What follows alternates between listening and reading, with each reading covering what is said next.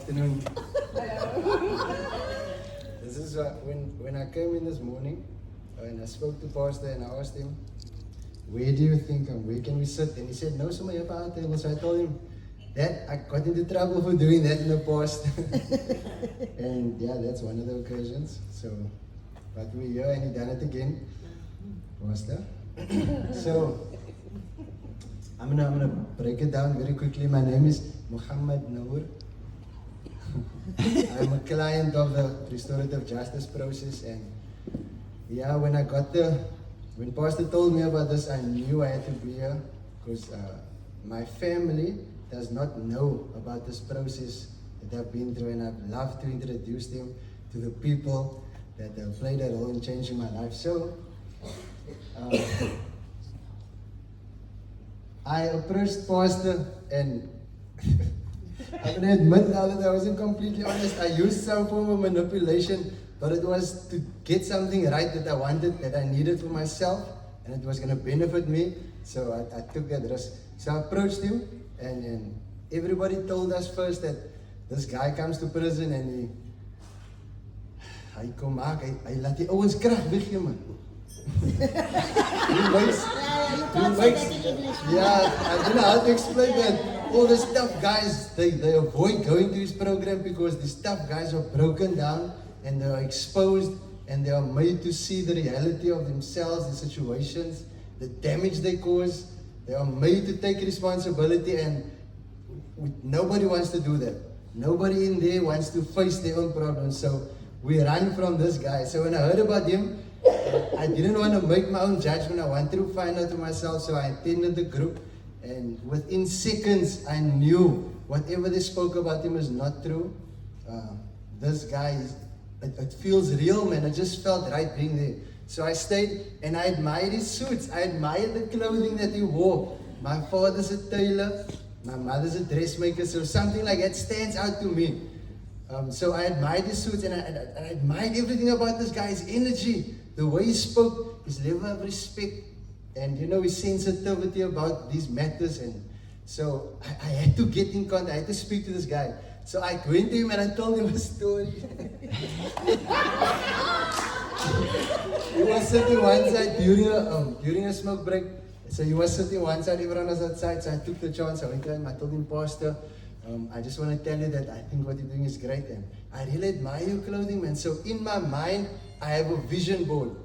I can't put this vision board in my room because the inmates is obviously going to think that I'm doing mal. And so I have it in my mind, and in my mind, I see myself as a success one day, whatever that means, whether it's financially, whatever. A stukje brood op die tafel is success. So I had this picture, but this picture was of me wearing a suit, and I pictured myself like wearing a black suit.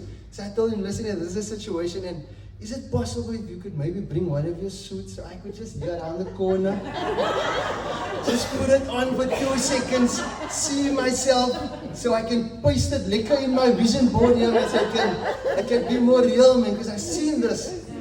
And if that didn't work, I added motivation. I told him, my pa is out. If you can take a photo and send it to them, so that if something happened to them, they don't have a memory of me in orange, that's all. So I tugged at his heartstrings, to motivate this request of mine. And the next day, they had, I don't know if you just saw on the screen, was a process of the mess with the eggs, and we had that the next day. So we came in, I didn't know what was going to happen. I didn't know. So we were packing chairs in a circle, and then he told me to go to the back. I went there thinking I must go fetch chairs. When I got there, Alberto, some of the facilitators will know Alberto. He was standing with a phone, recording me, and I'm thinking, what's going on? He pointed there, and I see yours hanging in the suit. I'm telling you, a black suit, black tie, white shirt, black shoes, just everything I had in my mind. And by this time, I was like 7 years wearing orange straight every single day. And you can imagine my father's a tailor, so I missed that, man. I missed being in. And I saw it, I immediately jumped. I don't know, I got so quick out from there, in there. And I just wanted to see myself. I'm looking for a mirror, and the mirror's far, and all I hear is Pastor Clayton shouting from within the wall saying, Nur, are you ready? 3, 2, 1, and I'm thinking, what the hell? I'm not. miss people. But obviously, like he says, I'm a stage person, so I rock it. I come out there like Jason Statham, you say I'm swinging and twirling, and I had to make the most of the moment because I knew I won't get this again. So he invited me in the circle and he showed me. I would look on the camera and geez, man. $1 million. Yes, it felt so good. But anyway, that's how I got in the suit. And then he burst my bubble completely afterwards. He made me sit on the floor. Within the circle, I'm sitting on the floor, and this person is explaining, this is my child, bah, throws the egg, and he's creating all this mess, and die goede spat op his suit, and I'm getting upset with this guy. I'm like, gotta have respect for the suit. And I'm getting upset and I'm getting angry because it's probably subconscious, the mess and all the things he's talking about. And then he invites people to come lie in the mess, and people is lying in the mess. I'm thinking it's a bit done. I'm not gonna, sorry. Oh God. I've never been this full in my life. So everyone's It's okay, brother, it's okay. Everyone's diving in the mess, and I'm like, I'm looking at Pastor, and Pastor's looking at me with his face almost like, it's a mess in your life. And I show him like this. I'm sitting on and I show him, yeah, but the suit. He's like, yeah, it's a mess.